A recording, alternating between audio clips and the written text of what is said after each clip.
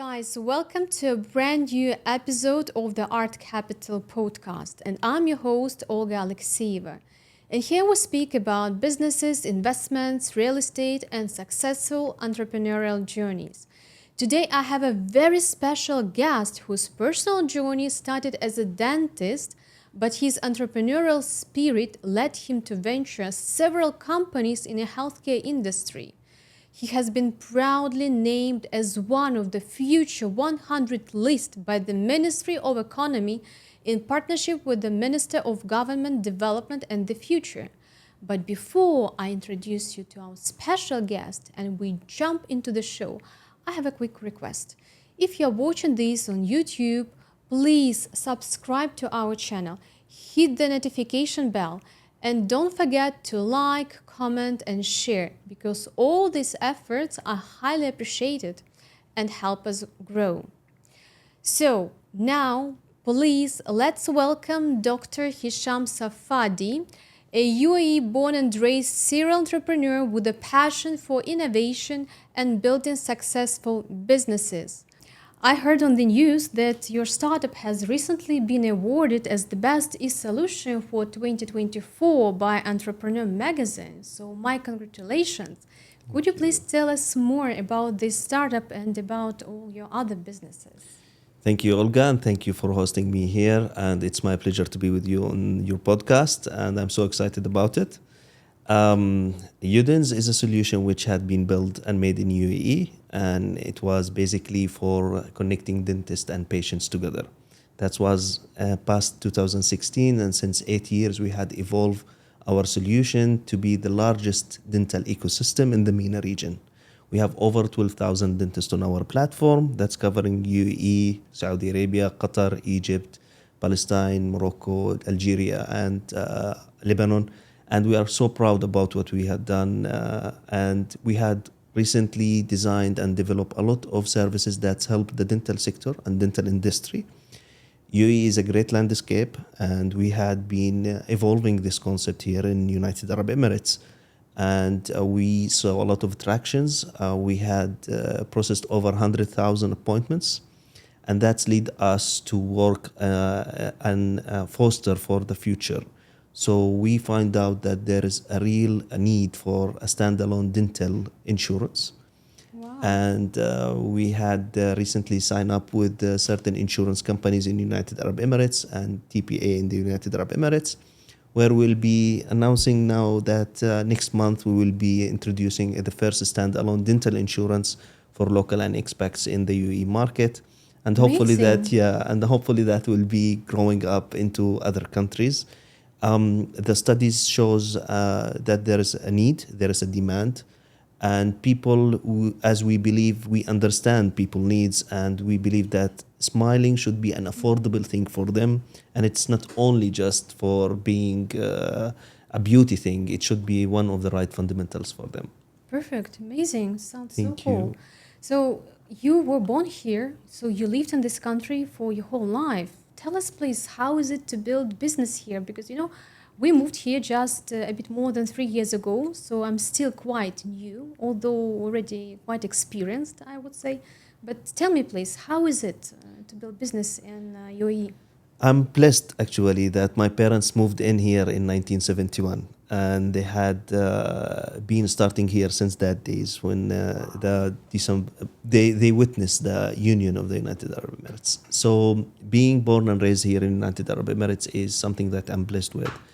And growing here, being within the culture, being within the people, and doing all of my activities from studying, learning, communicating, social skills, and then going into the ecosystem of the setting up a business. Actually, one of the most easiest cities and welcoming cities is United Arab Emirates to set up a business. I consider my journey was the son of the whole economy system. I've been set up in Dubai. I've been practicing business in Abu Dhabi, 𝗪𝗡, Al-Ain, Fujairah, 𝗪𝗡, and we see a lot of support in the United Arab Emirates. The whole infrastructure is a welcoming for investors, not only international investors, but even the local investors. You can grow, you can win, and it's always putting you in a position of a win-win situation. That's being in the DNA of the United Arab Emirates, seeing how they can advance the roads for all businesses, small, medium, large businesses, international, multinationals, how they can welcome them, how they can support them, and how they can regulate for them the things. One of the rare countries in the world who's having a regulatory lab is United Arab Emirates. So let's say that you are seeing that there is an opportunity in one of the sectors and the regulation is not helping you. The only country who's having a full ministry to minimize the regulation requirements is United Arab Emirates. And bureaucracy. And bureaucracy. Yeah. And one also of the rare countries in the world which is using a proper use of AI and blockchain in the business is United Arab Emirates. True. Today they are helping in logistics, transportation, and the freedom of transportation here in United Arab Emirates is very high. You can enter any airport now with only the face recognition. You don't need your passport. Abu Dhabi airport is amazing in that. Indeed, Yeah. Today also you can see that you can set up a company even if you are aboard with Dubai Invest, with Abu Dhabi TAM services. A lot of other cities like Ras Al Khaimah and Ajman, they had already landscape for real estate and landscapes for tourism sectors to be having a lot of investments, and they had regulate a lot of things. For example, gamings, hotels. Today you have a city like 𝗪𝗡𝗀𝗯 where the heritage is something that you have one of the old bells in the world, 7,000 years old, and still you can do business around those heritages, around the nature, around the views of the mountain dunes, water, God-made islands. So you can find in each city in the United Arab Emirates that business are welcomed. The DNA of success is being built within the industry itself. The DNA of motivation is there, helping startups, helping companies at any scale. You have today Dubai Financial Center, you have Abu Dhabi Global Market. They are opening worldly to invite multinational companies to be there. And adding to that, United Arab Emirates is leading always on the investment term. So you can find a lot of capitals is here who's deploying money, deploying in the industries. And you can read and see that most of the unicorns had been in the Middle East was also in United Arab Emirates. So being here, setting up the business, it is an easy journey. And I do not see any bureaucracy. I do not see any corruption. It's totally 100%. You can do everything from A to Z. Little support if you are required. It's available online. Or you can also take it from some people who are credible and professional in the market here. And the best thing, the beauty of this country, I think this is the absence of the personal income tax in comparison to other countries. So all these tax benefits, of course, they enhance the inflow of investments to the country. Today, the taxation regulation here is very easy. It's a supportive for the investments. It's supportive for businessmen, supportive for businesses also to be here. At the same time, on record to what we are paying as a VAT or a return on the companies, you can see type of roads you are having, type of security you are having here, type of services today you can do your marriage certificate online. You can do a lot of other services which is need on your personal life or your business or your business approach. You can find it online, and that's rarely you can find it anywhere. You have a government who's working with you 24 hours.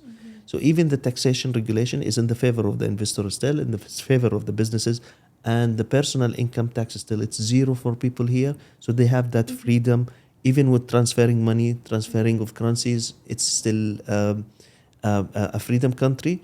Adding to what you are saying, the only country who's having a proper regulation for cryptocurrencies and virtual assets is United Arab Emirates. Today, that's another door that everybody is looking to the UAE model, how they are doing it. I think that people who are governing this country, they are genius. They are genius. Actually, God bless them, Sheikh Mohammed bin Zayed, His Highness Sheikh Mohammed bin Zayed, and His Highness Sheikh Mohammed bin Rashid, and all the rulers of United Arab Emirates. You can find them that in the beginning they had put the country as forcing into their eyes, then their nation, and then they're the expats here. Everybody is living on the same same laws. You are paying tax, others are same, they are paying tax, there is no favoring. You can find that the equality, gender equality also is here, and the government and their highnesses are looking into it and taking it always to be number one, and they are going into space, defense sector, aerospace sector, and fintech sectors, healthcare sector. Every sector they are taking it and they are growing it, fostering it to make it. Their crucial strategy is how to be the best in this. And for sure, I agree 100% with your words. The government and the Royal Highnesses and the people with the ministries, we find a lot of support. We recently had been with the Ministry of Economy in 𝗵𝗴, France. They had to choose 26. Yeah, thank you. Social media, yeah. And His Excellency Mr. Abdullah Saleh, the Under Secretary of the Economic Ministry, and for sure the Minister, His Excellency Abdullah bin Togh, and the whole team, they were very supportive for us. Local and expat startups, as long as you are from United Arab Emirates, you are having that push, you are having that support, motivation, and the presence everywhere. But the country is still changing. From your perspective, how has it transformed for the last 5 or 10 years? I think it saw dramatic changes in all sectors of the economy. Today, United Arab Emirates is adapting and it's always building on the success. So if what all other sectors is having, we are seeing it and witnessing that it is growing for better, growing to be the best. If you see the sector of the healthcare, today United Arab Emirates is covering the whole nation with medical insurance, and that's rarely to happen.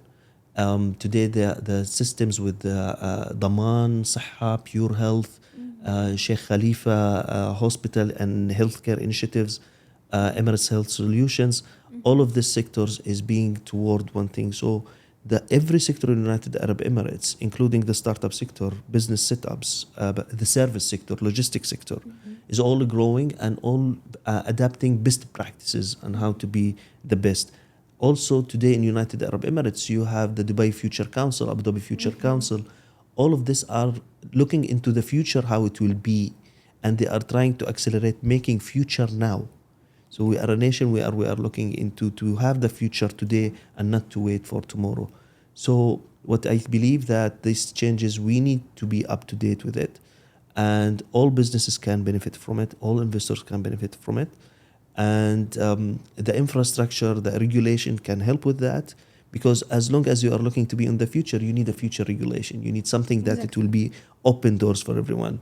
And the changes which happening in the UAE, it always will make it on the best of the top nations. And actually with the recent results from United Nations and from large international credibility houses, UAE is among the first and over than 124 KPIs in the world. Look, starting with the entrepreneurship and starting a business, services, quality of life, security. You will find them, they are number one in everything. Quality of education, quality of health also. Safety, I think this is number one. Why we are all here? Because it's safe. It's safe for the kids to go out. It's safe for the kids to go to school. Yeah, the kids are not introduced to any tobacco, alcoholic ads. So there is no criminal here. It's so safe to go out at night. Everyone can park the car without closing the doors here. Like, leave your belongings in the streets and no one will ever come up to that. Yeah, I have never seen anything like that in the world. Right. This is amazing. Usually when you travel and you look into the measurement, today you are always comparing United Arab Emirates with other countries. Exactly. Today, United Arab Emirates is the benchmark in all your life aspects. The easiest of access to any service. Security, safety, as you said, for mother and children, school quality.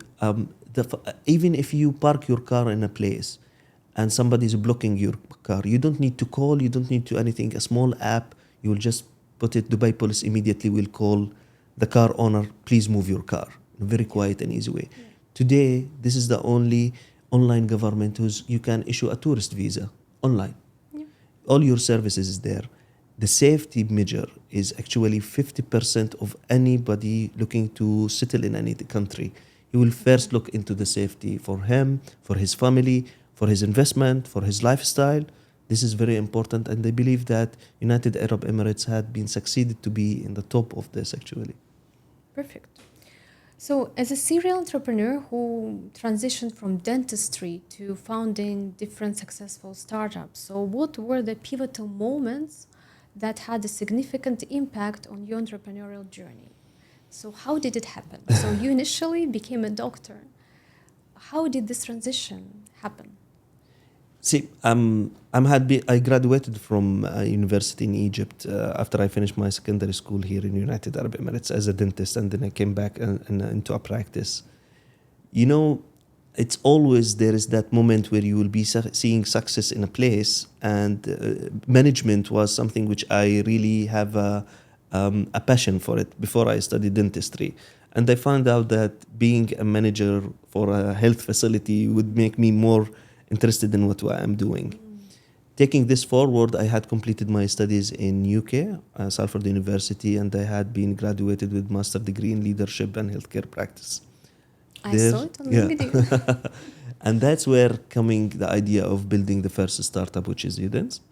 And being within the ecosystem where I've been showing me the way how decision had been made, how key peoples are looking into a master plan, and how they are looking into things after 10 to 5 years. That's very important, actually. That's moment which it been a very shining for me. I would like to be in that seat. I would like to be a person who will be having the ability to change life of the people, to make it better. And I found that being an entrepreneur or building a startup, that's one of the ways that you can change people's life. Helping them, guiding them, making things easier for them, help them to have a better income, have a better smile, have a better health, or have a better knowledge or education or a security measure. It's something that you can really change people's life with it. Even if those people are 10,000, 20,000, millions. In all cases, that will give you a good feel, a good self-awareness about what you have to do. And I believe that my social skills had helped me to grow in this.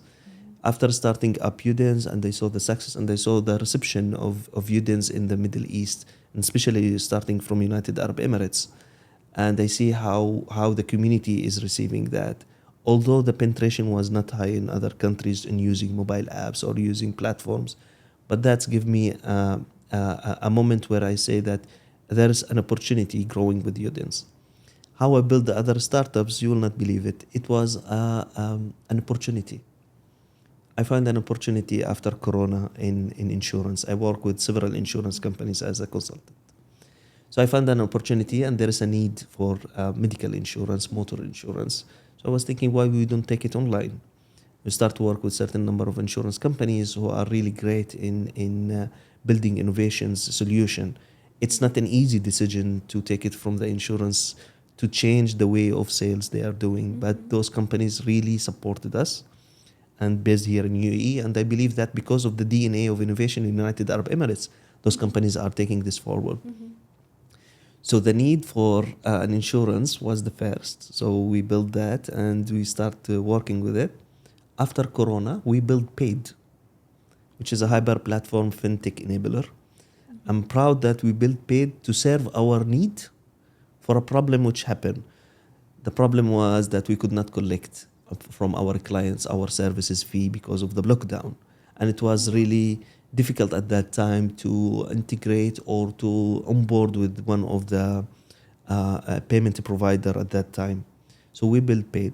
And one of the payment providers, I will never forget their support. On the same day, they supported and said, listen, we'll cover 𝗡 and we will help you to take your technology up, because 𝗡 is a fintech enabler. So what we mean by fintech enabler, we introduce multi-line of solutions, how you can collect your money, payment gateways, payment links, QR codes, invoice embedded systems, or even a checkout. Fingerprint, Face ID, everything we are doing. Okay. But we are not the one who's collecting the money. We are not the acquirer. So this company came in and said, listen, we will help you with that. We will support you with that. I'm proud that 𝗡 recently had already closed over 100 million dirham transactions for our merchant. We started as a solution for us. Then we start to serve others. Nice. Yeah. So, what a story. Yeah. So it started like this. We face challenges, we face problems, we are on a learning curve because the model how we present it is totally different than just onboarding someone, give him a POS machine or give him an online platform or a checkout for his e-commerce. So managing those and balancing between them, I'm still within my same passion. I'm still serving the same sector. I'm starting to cross-selling between them, and that's helping a lot. And again, it is the system and the business how it helps you actually. I know that you have been involved several times in building public-private business partnerships. So what are the best practices that you recommend which can foster these successful partnerships? Thank you. This is a nice story because that's when I started this initiatives on building public-private partnership, it was about entrepreneurship. And that's something I feel that I need to give back to the community. Entrepreneurship is a developed model in Dubai and Abu Dhabi and Sharjah, and it is still need to be developed in other areas in the United Arab Emirates and even in Qatar, in Oman, and in Saudi Arabia. So what I did is I start to look into a win-win situation where the public sector can work with the private sector toward the success of building new startups within their ecosystem, serving their local needs. It's not only just to build a startup that will grow only like an Uber or Careem. No, your startup can really win if you have a local problem which you need a solution for it. So in that case, I always trying to find a ground where both parties can agree on and they can start to work on. So let's say that the public sector will be helping and supporting in visas, in locations, in licensing for those startups. And the private sector will be helping in mentoring, funding, raising events, joining on the events. And it works. It works. I'm happy that we help we had received over 1,200 startups through this journey with different cities. 𝗪𝗀𝗯 Emirate had been working very well on it, and shortly we'll be announcing a new initiative. 𝗪𝗀𝗪 was also fostering and developing, and we had built an incubation there, work well, and now they are taking it forward from that with the RAK Economic Department and RAK Economic Zones. And Ajman and Abu Dhabi, we are part of the Techstar initiative where we are helping in mentoring and looking into startup weekends, events with certain other parties, Google Startup Weekend. So we are part. I'm playing a very good part in this ecosystem. And as I said, building those initiatives or relationship, it's always about having the ecosystem running there, and it will grow, and at least to show them the road how it happens and why it should be there and how it can be a benefit in the future. Perfect. Can we talk a bit more in detail about that? So I know that you are also now work, let's say so, as an angel investor. So you're looking for high promising startups, you personally or with another pool of investors you're looking to invest in. So how do you pick up these startups? What are the key attributes that play the most important role in this decision? Being an angel investor is not something easy, by the way. Yeah, I can imagine. And I'm collaborating with the pool of investors who are, even they started like me as a startup, and we have a journey together, and we are looking into number of startups in certain sectors actually. But the main thing is about the founder. What we are looking into the founder himself, what quality he is about, what not only the problem he's solving or an opportunity he's bringing, but the commitment he's giving, the team, the loyalty for the project itself. And then the second, what is their strategy? What is their plan? Can they adapt? Can they change? As you see, Udin has started in 2016 as a booking service.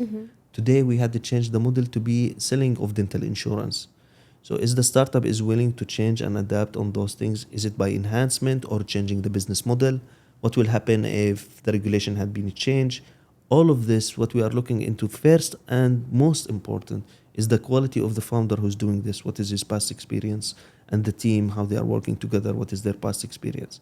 Second will be what sector they are serving. Is it the sector within our interest? I'm not looking, example, currently we are not looking for any startup who's working only with AI or blockchain. What we are looking that a startup who can go mass, who can serve on a mass level, not only a direct. sense. Yeah. And my best for me, I would like always to look into startups who's doing a model that's serving B2B.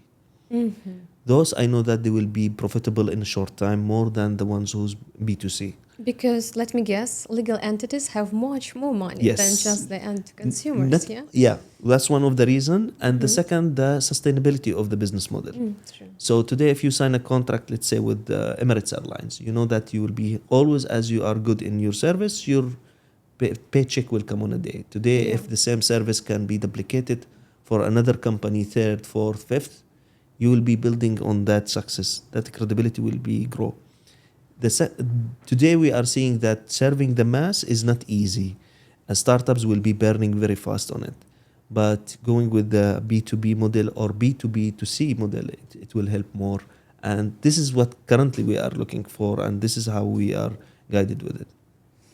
What are some of the biggest challenges you have ever faced as an entrepreneur or an investor, and how did you manage to overcome them?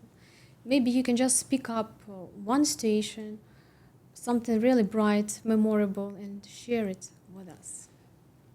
In 2016, when I was launching Udin's at EDIC, one of the largest, is the largest accelerator event, I believe we took a stand in the small area, as still the fund is not too much. So we took a stand there.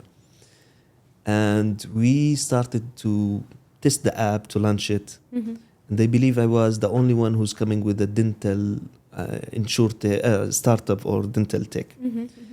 I believe that I was running between the halls, just distributing the flyer of Udin's, we are a dental booking. You are a dentist, please join us. And most of the dentists, yeah, we'll look into that. Yeah, we'll look into that. And I found one gentleman. He's having a badge with VIP. And I say, listen, I will not do anything. I will just follow him. And I follow him. I stop him. Sir, how are you? My name is Hisham Safadi. I have a startup called Udin's. Please, if you can come with us to show you the app, or you would like to let me pitch for you the app. He said, listen, I'm traveling today to Oman. Just give me your phone number. I went back and it was like, okay, fine, that's a chance, and went left. He called me second day and I was super happy. And he was my first investor. Wow. Yeah. The idea about the story, sometimes you are feeling that you will be down by rejection of the people, or they will not accept the idea. Especially dentistry is not something easy. Dentists are always busy. They will go into the patient, with the patient into the dental chair. They will close the door, they will start the treatment, and that's it. Why he will be wasting time on an app to get him a patient, or he will look into the services? That's back 8 years back. The challenge and the resistance which we were facing is it's not easy to see a dentist. It's not easy to get into them. And that's not only as a dentistry. All other fields is having the same. A resistance for a change, resistance for innovation, not understanding what you can deliver for them. That's most of the challenges is happening like this, especially with our concept like B2B. But once you solve it, and once you find the way, you will find it much easier, and you will be more known for others. They will be searching for you. Today, Udin is having an organic increase in number of dentists because we had put them and we touch where is their real problem is. It's not only about the appointments or about the systems they are using. It's not only about the regulation. It's about their cash flow. When we find that out and we start to work on a fintech solution that will get them an insurance that will be covered for their patients, we find the organic had been increased, or our organic growth had been increased. Although we are not in all countries, but the concept can be replicated in any other country at any time. We need just to plug and play with certain stakeholders in each country, and we will be live easily. Yeah. So it helps me because my dissertation was in emotional intelligence. It helps me to balance my thinking about, did I did the right thing? Did I start something right? Or the region will reject it, or the country will be rejecting it, or the people will be rejecting that. it makes me that your self-management and the way you have seen yourself is very important for any startup, not to burn himself and to accept failure in any point, but to convert that failure to a success. That's your winning and gaining from your whole journey. And that's where I see that any startup with those strength on how to convert a failure lesson into a success roadmap, that's really a win situation for him, and he can drive his own business or other businesses to a success road. It's also about the founder's personality, whether he is ready to face these failures and start from scratch again or not, because it's not for everyone's nervous system. Not everyone is ready to do that. I agree 100%, but that will take you only 50% of your personality. Yeah. The other factors which will be surrounding you, if you have a supporting family, supporting wife, supporting husband, children, a community who's believing you, or the same business community who's seeing that you can do something others cannot see it. If you find those factors, it will help you to take a decision to continue or to not. I agree. And that's very important, and that's helped me a lot in the beginning actually. So you pay always ads, you are doing a lot of like promotions. Yeah. But what we witnessed in Udin was an organic growth in the business itself. Okay. So we don't spend to onboard a dentist or to bring a user to our platform. Now it's happening on a very stable rate actually. And after also launching the insurance, it will be higher and higher. Okay, guys, so the business was growing Naturally, yeah. Okay, but I wanted to ask you a question regarding the trends. So what trends do you predict will dominate the healthcare industry in the next 5 or few years? In my last visit to Qatar, there was one of the startups who was coming on the stage and he was asking us a question. Guys, how many of you went for a diagnosis in the last week? So let's say half of the whole, 50 people had raised their hands. So the guy, he was saying, okay, 1 of 10 of you he will pass away because of wrong diagnosis. And that's a study which has been in United States, that 1 of 10 of every person who's having a diagnosis may pass away because of wrong diagnosis. So diagnosis is one of the trends which is very important. The methods of using diagnosis in healthcare is very important, whether by blood, whether by eye detection, whether by using AI or using quantum computers is very, very important. That's one where I'm seeing the diagnosis is very important. Even us in Udin's, what we are looking for is to see how we can have an initial diagnosis with a picture. So you can take a picture of your mouth and teeth, and then we have an initial diagnosis. So using AI in diagnosis, it will be one of the trends, and it's very important. The second, which I'm seeing it, is a patient-centric services. Patient-centric service is very important because you need to reach to the patient wherever he are and whenever he needs you. And this is very important, and it will have a very dynamic role in the health economics itself. Your patient is a value as a life or as an income. Both the patient is presenting those two values, which is too important for you, to saving and preserving his life, and also to maintain an affordability for him. At the same time, you maintain your practices. So those two trends will be, in my opinion, which will be having a very big role in the future, because both of them will be having a major, or will be a major factor in health preventive. So minimum number of diseases will happen, minimum number of problems will happen, and that which you are looking to have a lifestyle for the people and a healthy nation. Let's see. Let's see. So how do you balance so various roles in your life? So on the one hand, you're an entrepreneur, you're an investor, you're also a mentor for newly born startups. How do you manage this time effectively? Because you have to be as a jack of all trades, right? So give me a few life hacks, or how do you manage to do that? Starting with, I have to confess that I'm bad on my personal life, and I'm thankful because of my family. They are supporting me on this.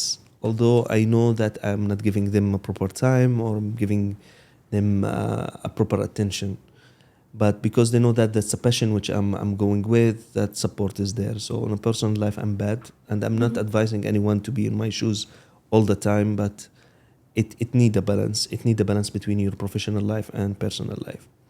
Going back into the professional life, I always look into having my meetings always after the second day of the half. Yeah, second half of the day actually. That's to do my meetings, to do my mentoring, to do looking into startups papers, or doing an investment decision, or building a new idea. I'm a person who'd like to write all the time, and I write things by my hand. Then I like writing as well. The first half I always dedicated for solving the problems, looking into the team results, looking into the operation, what strategy is working, what strategy is not working, and I'm not trying to define each company alone. No, I'm taking them all as the bulk, because always that there's a line in my head connecting all the companies into one purpose, one result, and all of them can help, resources of them can help each other. So that's how it's much easier for me to manage, because some of the resources are shared resources. So it helped me to manage those companies. So the first half I dedicated for my companies and the companies I work for, or the advisors where I'm on board to work.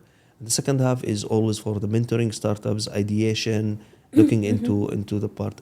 At the night time, I always like to look into news, read articles, read the new posts, seeing what others are doing, what things are coming up. And that's helped me into balancing the idea. If I have a chance to travel, I always try to maximize that. It's not only for pleasure, but I always try to meet people, understand the concept of work, understand the business model in each country, because today you can have a real estate company here in Dubai, right? But the whole business model, I believe, is different in other countries. You have an experience in that more than us. Yeah, I do, of course. But the first company I started, it was here in Dubai. Great. So that was my very first experience as an entrepreneur. And you find it easier to have it in Dubai than in other countries of the rest of the world, for sure. I also want to say that today's format is a bit unusual for us, because I'm not the only one who is going to ask questions. My special available guest is going also to ask me some questions, and that was absolutely up to him. That was absolutely his idea, and I'm really, really excited to answer all his questions. So you started your first company here in Dubai.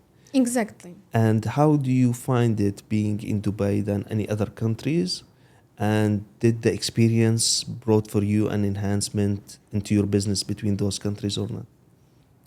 Thank you for the question, Dr. Hisham. The main part of your question is creating value, and this is actually what we do for our clients with our personalized approach. So we listen to our clients and identify their individual needs and desires. And understanding the unique needs and preferences of each client allows us to build strong and trust-based relationships. Each client is unique, and in our real estate field, it's not always about selling. It is also about educating our clients, because we give them value by giving them valuable insiders information. We educate them on a variety of projects. I give educational lectures about different real estate markets to potential investors and our partners every week. And we don't sell just, for the sake of selling. We sell because we want our clients to earn money, to diversify their real estate portfolio, and at least to save their financial resources in a safe place. And we educate ourselves weekly as well to stay up to date in order to provide our clients with relevant information.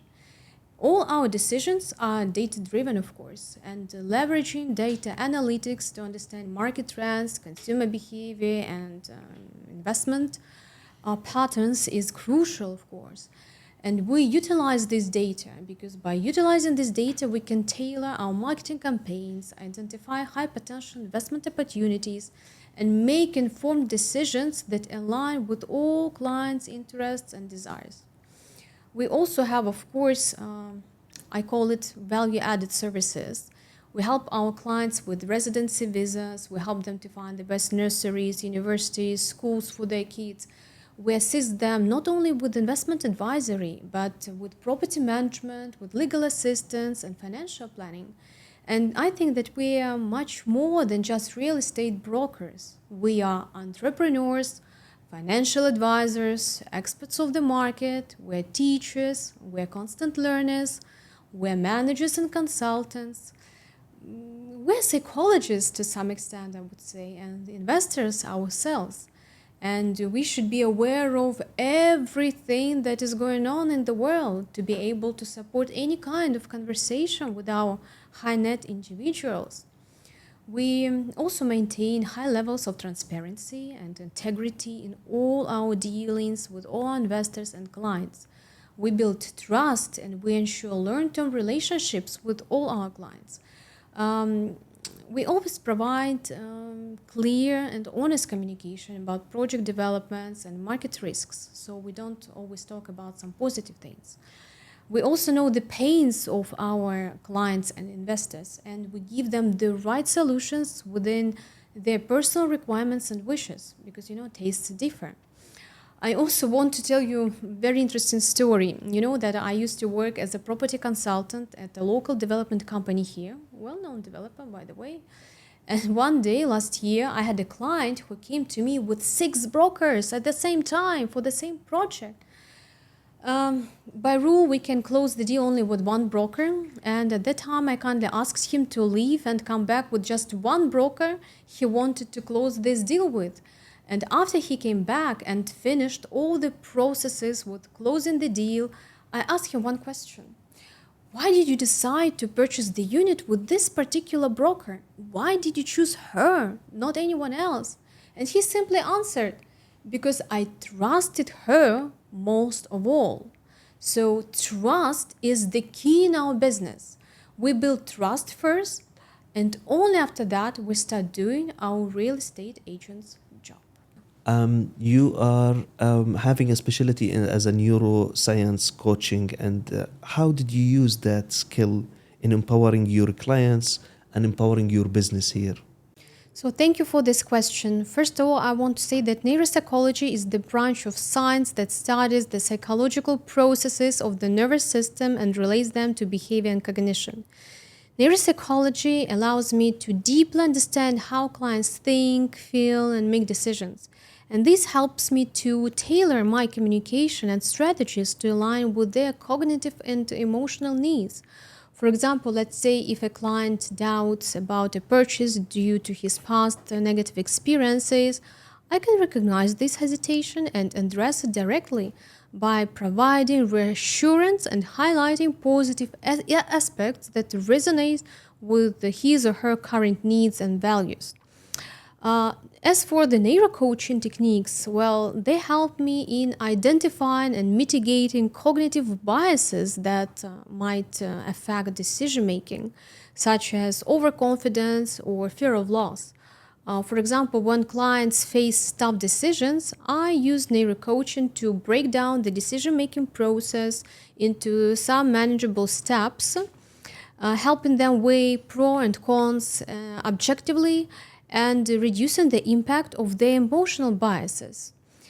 Understanding neuropsychology enhances my communication and negotiation skills. I can read some nonverbal cues and understand their underlying motivations, making interactions more effective. For example, let's say in negotiations, I use techniques like mirroring body. You can maybe notice it. Mirroring the body language and pacing conversation to build rapport and trust, which leads to more favorable outcomes for my clients. So neuropsychology helps me also recognize that each client is unique and personalized strategies are crucial for the success. For example, for a client who is analytical and detail-oriented, market analysis and data-driven insights will be very helpful. So for the client who is more emotional, I focus more on the lifestyle benefits, personal stories which are associated with this or that property. So understanding the psychological aspects of trust building helps me foster long-term relationships with my clients by consistently demonstrating empathy, transparency, and reliability. I build with all of them strong trust-based relationships that result in repeat purchases, repeat businesses, and referrals. I'll give you one more example. Recently, I worked with a client who was unsure about investing in an off-plan property here in Dubai. And by using neurocoaching techniques, we identified his fear of market volatility.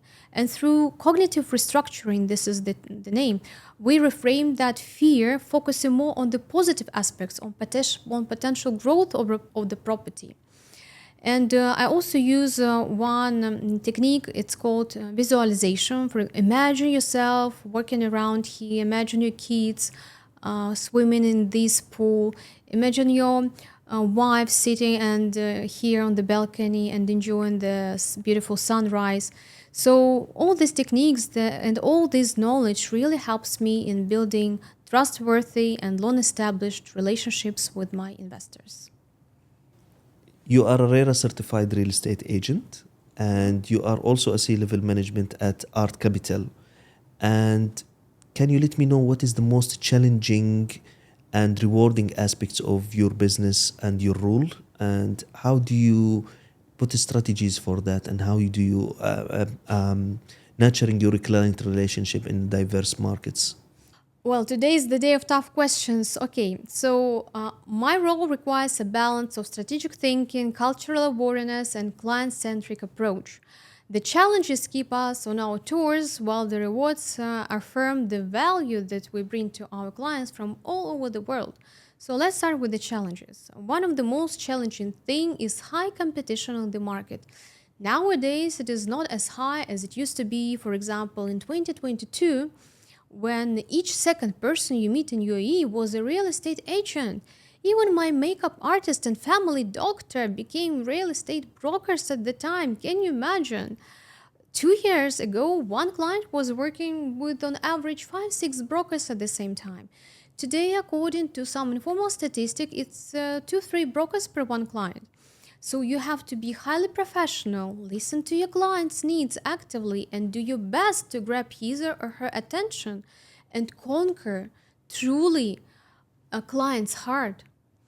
So the next challenge I would like to mention, it's about clients' expectations. If we take high net worth clients, they often have demanding expectations and unique investment goals.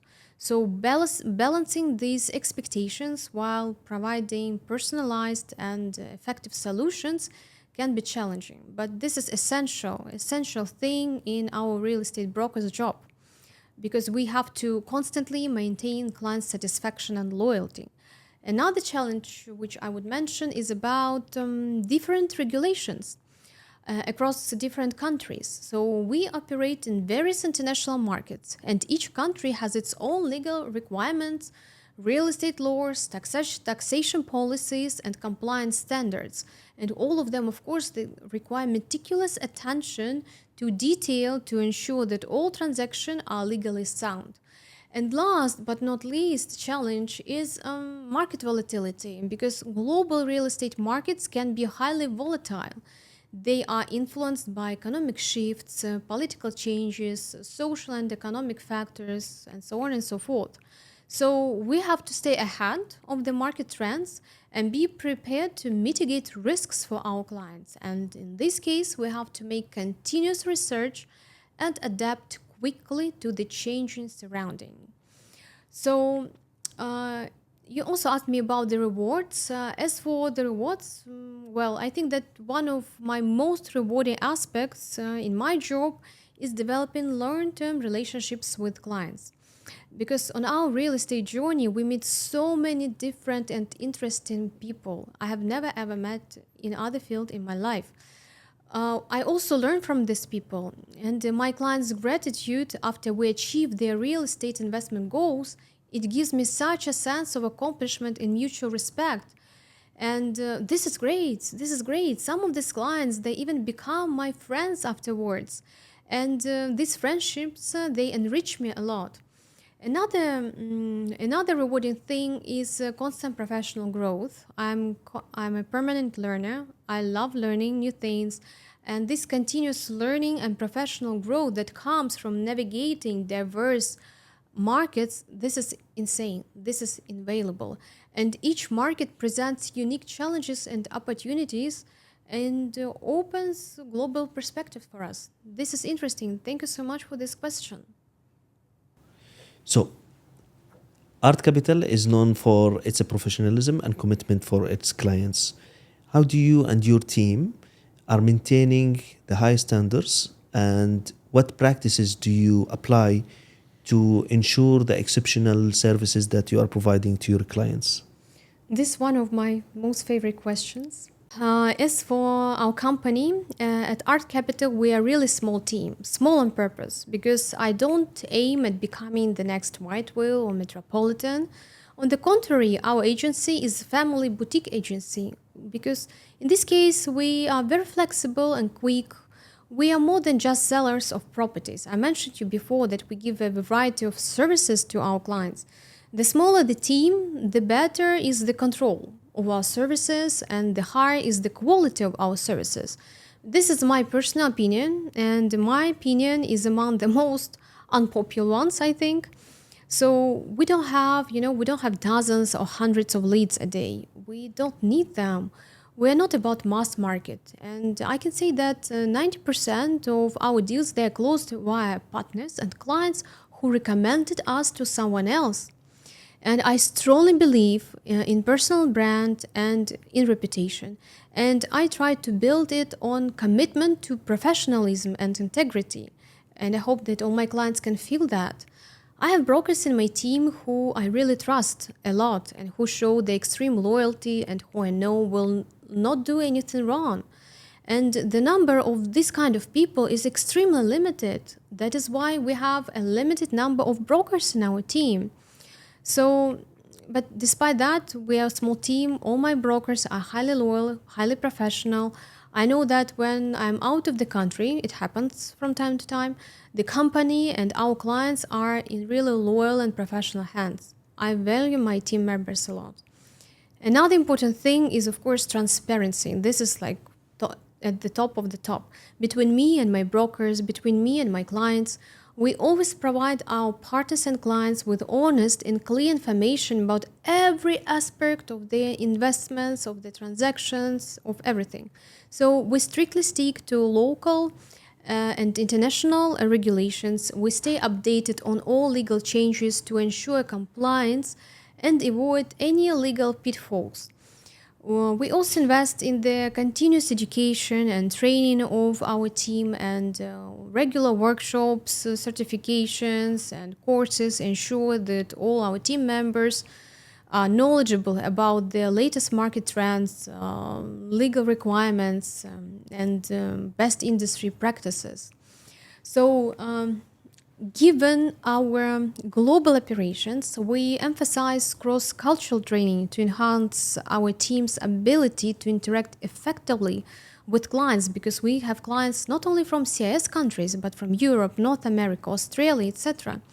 We use client-centric approach, and we tailor our services to meet the unique needs of each client. And understanding the goals of our clients, the preferences, the concerns, all this information allows us to provide bespoke solutions that align with their objectives. So we also use, I call it responsive communication. So our clients can expect timely and responsive communication. We keep them informed at every stage of the process, addressing their queries, inquiries, concerns very quickly. So we also conduct thorough due diligence on all the properties and investments to ensure that they meet our quality standards. And all of this minimizes, from my perspective, risk and ensures the highest level of service. This is our objective. We also regularly assess our performance through clients' feedback. That's why you can read about us on different platforms. You can read about 𝗺 and Google reviews. This is the real feedback from our client. And this is the best gratitude, the best accomplishment and the best thing that I can feel from our clients. Thank you so much for being my valuable guest today. I know that soon you're going to Moscow to the summit. You'll tell me more about your expectations maybe later, but I wish you all the best. I think this partnership between our countries, this is one of the best things that is going on now in the world. Thank you for sharing your experience. It was so valuable to me and to everyone who is listening to us. Hope to see you soon again. Thank you very much, Olga, for receiving me at your podcast. I'm happy that I had shared something, and I hope that my ideas and my thoughts is valuable. I'm looking forward again to meet you. And for sure, the relation between Russia and United Arab Emirates is going to have a successful impact on the businesses and the startups and the entrepreneurship areas. And thank you again for your kind hospitality. Thank you very much.